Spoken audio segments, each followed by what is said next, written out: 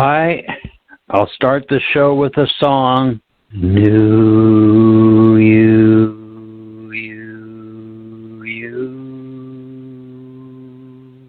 That's a song that's being offered by Dwayne Hepner, Dwayne the Great Writer, founder of the New Presentation, and wonderful worldwide educators. It's a song that is said to be the real connection to the real universes. If a person wants to connect with real guides, to get some real guidance and a real education, can test it for yourself by singing it for like 15 minutes before you go to sleep each night, and 15 minutes when you wake up in the morning. See what life shows you. Today I'll read a little bit more of one of the new books by Dwayne the Great Writer of the Adventurous series. This is new book 3, The Real Far Country, and these new books are available at lulu.com, or if you get a hold of Kelsey Lynn Brown on Facebook or YouTube, you can get PDFs of them. When war breaks out, many men are ready to die for their country. By this, their space sense somewhat increases, and yet the space-time sense does not increase sufficiently because the people of other countries remain as their enemies. Those who live for the whole world by loving life's creatures are the wisest. This is when the space-time sense is perfect and whole. These people have overcome the lesser view. They enjoy the fullness of full space sense.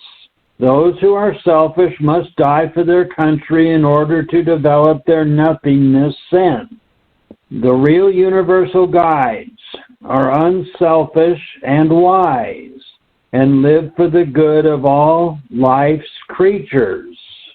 When man has developed true wisdom, he has developed a full nothingness sense. The will to wisdom is of a greater value to humanity than the will to a power of the aggressive man. This nothingness sense depends on the system of reference used in the nature of the coordinates. Each person decides their own sense. If we, who have traveled in the unseen worlds, gave this information openly, we would be damned and excluded. Some of the real universal guides have possession of secret information which is terrible in its aspects to the material mankind because of the limited awareness of humans. Only the real guides know and hold such knowledge because they are safe with it. The real guides must remain almost silent in this world, the reason being that whenever we speak, our words are greeted with wild shouts and screams from the orthodox religions and their followers.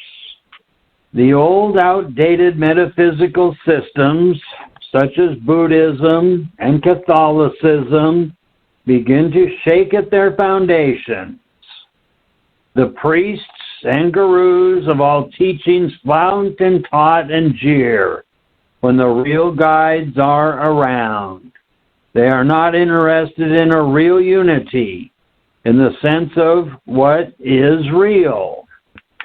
All religions, along with philosophical systems and cosmogonies, have been created to explain the obvious teachings of life and other things. But they have truly failed, as I have explained in the no-thing universes, compared to the invention of something realms.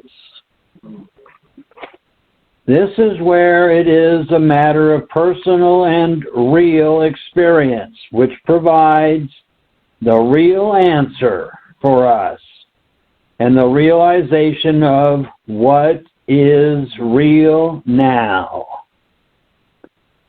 The way to the unseen worlds is through the no-thing reality for all human beings. They have to cross a land of nothingness in order to get into the first level, the astral region. In this region of nothingness, the superphysical regions are the sun worlds, moon worlds, and lightning worlds. These worlds lie between this physical level and the astral region. They are merely sublevels, well described by the Vedas and later the Vedantists, who took those scriptures seriously enough to consider them as some of the superior worlds. They are not really very high, but they are worlds of nothingness which we must journey across to reach the first pure plane of the astral region. Let me explain how the real you moves in its upward journey.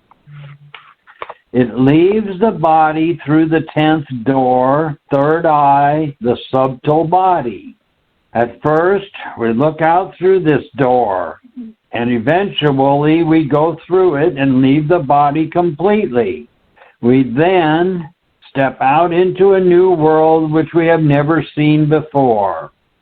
This new world will probably be some subplane of the astral zone, but it becomes a new and exciting dimension for us.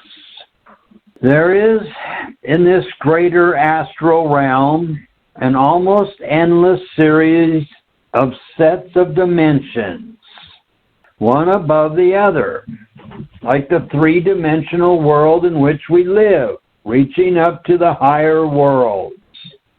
Each set or level is separated one from the other just above it by the difference in substances and the fineness or coarseness of a particle level and the different rates of vibration.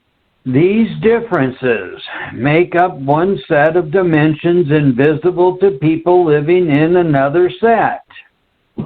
The eyes of people have a limited range of vision, making it impossible for them to see a region much above or below their own to which they have become adapted to and think of all there is to life. There are those who can see into some of the different layers. This is the reason one cannot see the astral world through the physical eyes. With the astral eyes, we can see on that level just as well as we can see on the physical level with the physical eyes. And it is the same with the still higher worlds. With each higher world or set of dimensions, the light and the beauty increases continually. Also, the happiness of the inhabitants. At the sublime moment when the real you steps out into the higher world, you begin to realize that you have acquired a vast increase of awareness as well as joy. It appears to you that you can do almost anything you wish. Not only have you increased your awareness, but your knowledge and understanding have expanded so much more so. When this occurs, the whole material realm appears as an open book, and all the dark mysteries of it have vanished. You find yourself in possession of all the knowledge of the lower world. You then know that you have gained a real attainment over them. From here on up, each world gained gives one complete knowledge, wisdom, and awareness over the worlds below. The real you is now free to proceed on your way to even higher regions.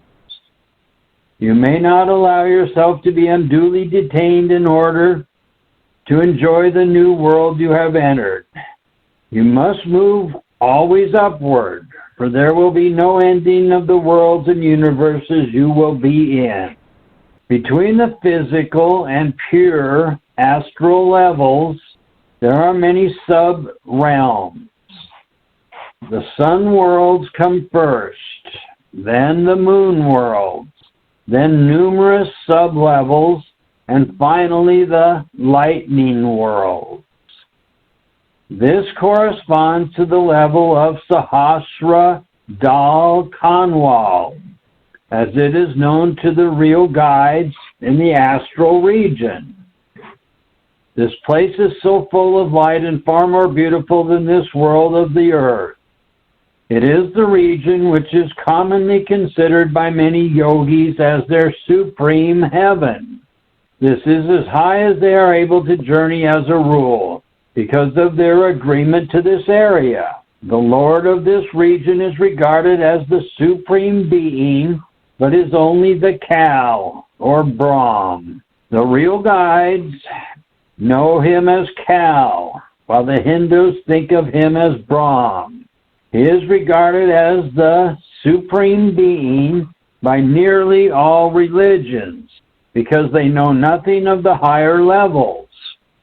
Only the real universal guides know of the upper levels and the lords on each world and realm. At a point between the sun worlds and the moon worlds and the pure astral zone, the real you enters an area called Sahasra Dalkong. At this point, something happens which changes the whole course of your life and also your method of procedure. It is the meeting with your own experienced real guide in his radiant form. He is your new friend, appearing as he does in his physical life, except that his body is now much more beautiful and full of light, brilliantly illuminated. The teacher receives his student with a cordial welcome, and from that moment on, the two are never separated throughout the upward journey to still higher regions, until the student reaches the 7th level, the first real universe of the sound light reality. By this time, he is experienced enough and can travel upon his own. We will pause here and take a visit into the not-too-distant future to see Jot Naranjan, the brother of the Kalam god. He is the ruler of the astral realm and a rather nicer god than Kalam himself. Use the new sound and let's go, said RT as we did. I could feel and see all of us shoot above the terrain and then into the sky. The sun overhead was a brilliant light, and RT led us right into it. We ended up in a cloud-like setting that bordered where we came in at, and from that we entered a serene area that had a vibrant green grassy walkway that went on for miles. At the end of it was a huge mountain of light in the distance. The mountain was spewing with all sorts of coloration all about it. It is a tremendous sight to see. The multicolored lights went high into the sky and then disappeared into the others. I wondered what time frame Rebazar had brought us into. I was so confused about what time I was in. He smiled at me and seemed to know what I was viewing. The great mountain of light of the first space god. He has a very comfortable place here, and he is not as agitated as the Kal god himself. Jot Naranjan knows that his big brother has the responsibility of all the 3 lower levels, and also the burden of knowing that he will return one day just like all other humans that have went through all the cycles of rebirth. Rebazar said, as we hovered along the beautiful path where there was such wondrous vegetation all about us. I always like coming here, I said. This place is the perfect garden of heavenliness. Before the humans that occupied the earth created their creature lifestyle on the hard rockiness and the nothingness of dark space, they were here in this wonderful astral level, learning about the real universes. But there were those that wanted more than they could handle. So as decisions were made and events took place, they began to unconsciously form a lower system to abide in because of their continued arrogance. Eventually, without notice, they were flung into the dark gloom of a solid material existence by the righteous ruler, Cal, who rejoiced in the fact that he had now had unaware slaves that would do his bidding and grovel to him for forgiveness of what they had done. Their personal awareness was now so low and shadowed that they forgot about the is and subjected themselves to Governor Cal as their connection for relief.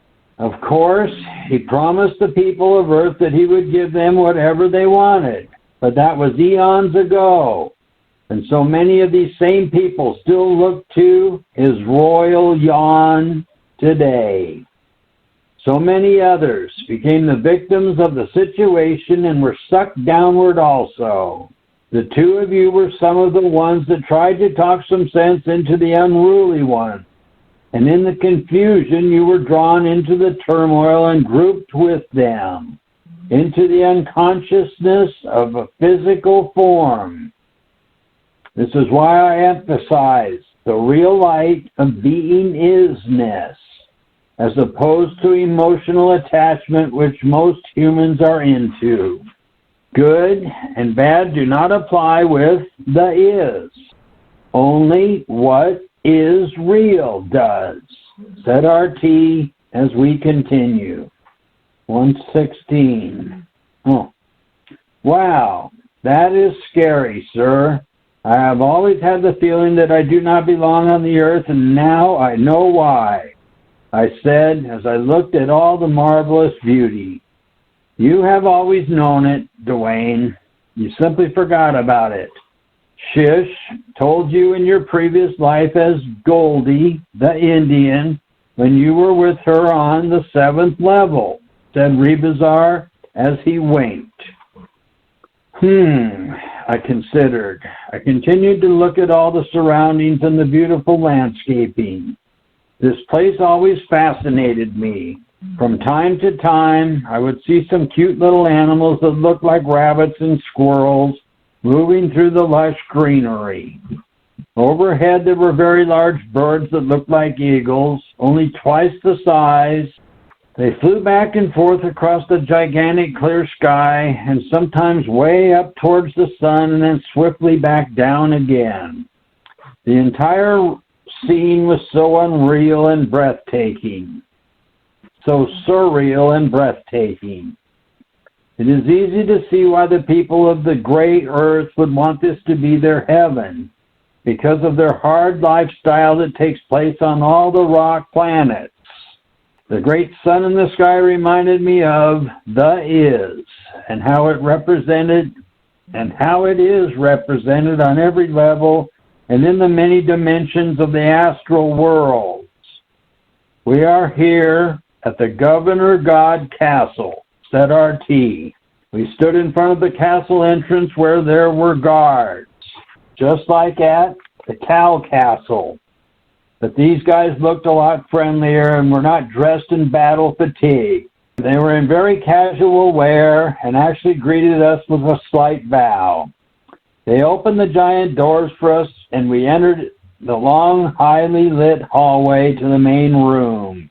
There were all sorts of paintings on the walls that were mainly of scenes from the beach and ocean waves with blue skies as the backdrop.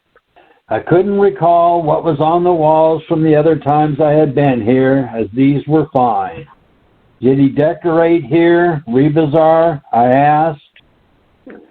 Believe it or not, Jot has learned a lot from all the visits we have had with him, and he likes your viewpoints about the ocean and surfing.